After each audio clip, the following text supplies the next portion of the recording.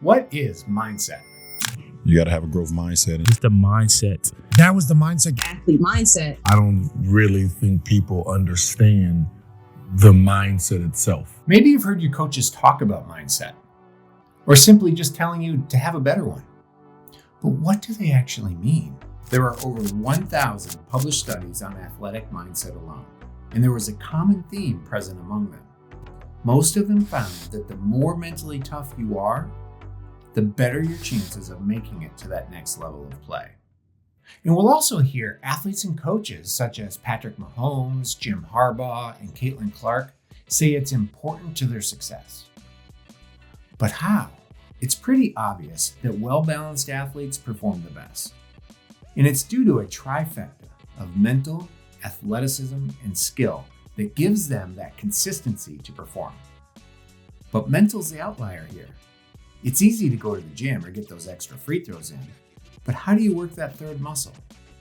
We've all been in that situation where the pressure is on, but it's all on how you handle it. And if you're not prepared, well, that makes all the difference. One of my favorite quotes comes from Patrick Mahomes. He said, "The mental side of things is just as important as the physical side. You can do all the weights, all the exercises, all the routines, all the practice on the field. But if you have a fragile state of mind where you don't trust yourself to get it done when it matters, all that has gone to waste." Remember those 1,000 studies? Well, let's take a closer look at those now. 70% of the studies found that athletes with higher levels of mental toughness progressed to higher levels of competition, meaning that high school athletes with higher levels of mental toughness more often went to play in college, and college athletes with higher mental toughness more often went to the pros. And a full 88% of the studies found that those athletes with that higher level of mental toughness, well, they performed better and achieved more than those on the lower end. Here at Ryzer Mindset, we have looked at our own data and also found correlations between certain mental traits in athletic performance and success. For instance, motivational drive is a success predictor for players entering the NFL.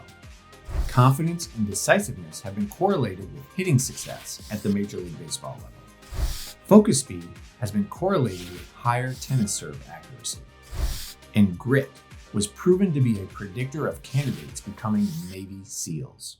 Everyone gets that having higher levels of grit and composure can lead to more success while performing under pressure. But for those struggling with those lower levels of mental toughness, as the studies put it, can find hope in neuroscience. Scientists have shed light on the physiological mechanisms underlying the connection between the mind and athletic performance.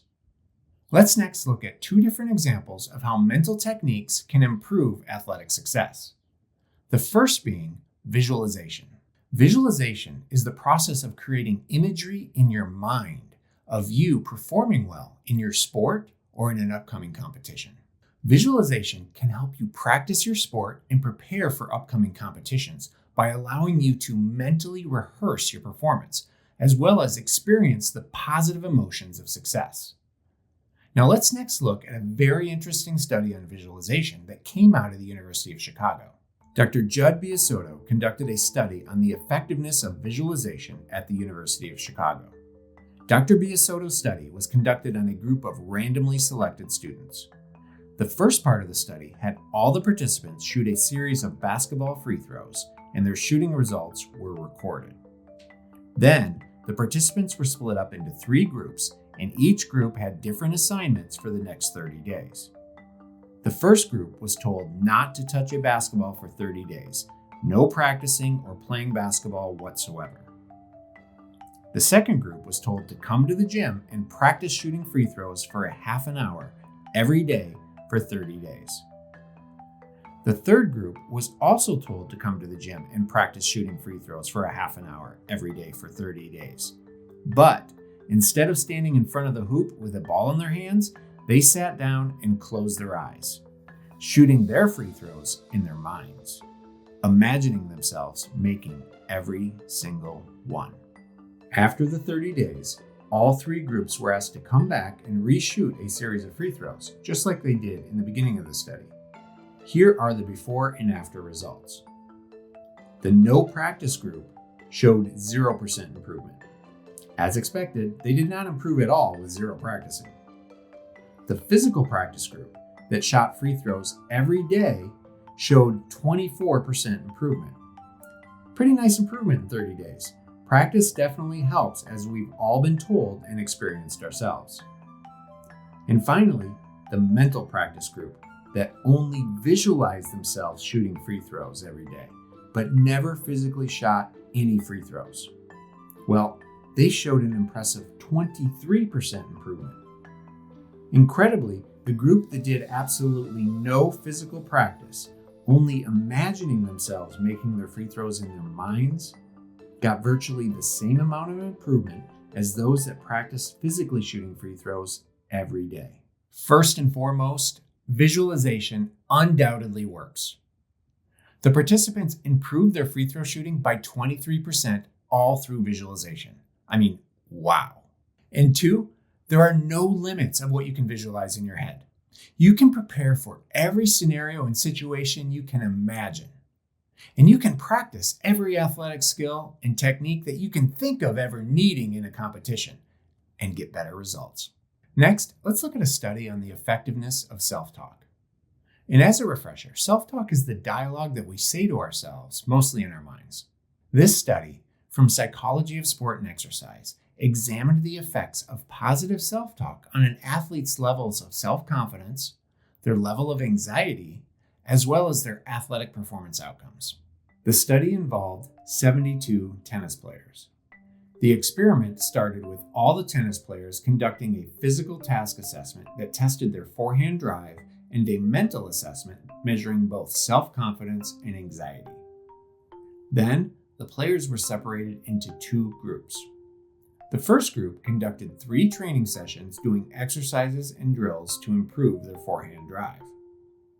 The second group was the experimental group that, along with performing the same 3 physical training sessions, they also practiced the use of positive self-talk.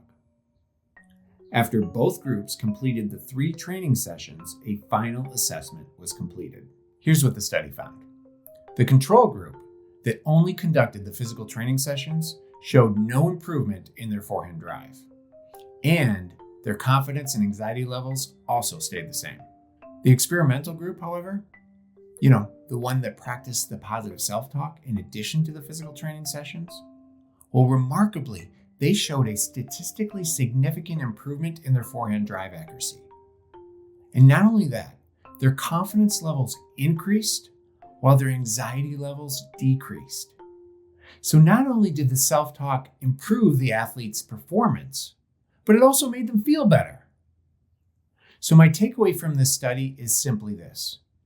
Absolutely every athlete on the planet should practice positive self-talk. No exceptions. Thanks for watching, and hopefully you've learned the power a strong mindset can have in athletics. And if you want to learn more about improving your mental game, check out our website. You can also find the link in the description below.